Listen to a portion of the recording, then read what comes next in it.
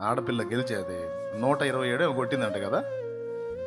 ఆ ఆ అమ్మాయిని అందరూ గనపరిచినప్పుడు ఆ అమ్మాయి దేవుణ్ణి గనపరిచింది చూసారా. నాకు తెలిసి కోట్ల మంది చూస్తారు అది.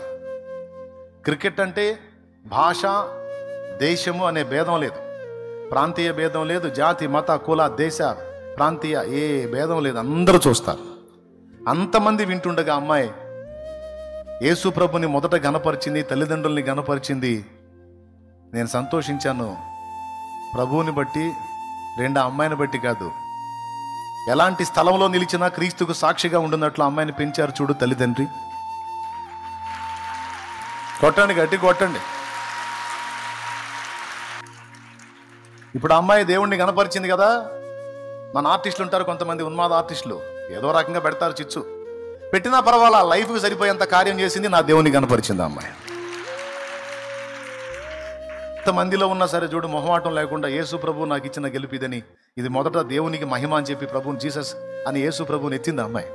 తర్వాత ఆయన వాగ్దానం కూడా ఎత్తి మాట్లాడింది. నాకు ఎంతో సంతోషం వేసింది. వాస్తవంగా అని నేను చూడను, బై లక్ పిల్లలు చూపించారు నాకు. అది ఎంత సంతోషం వేసిందో నాకు.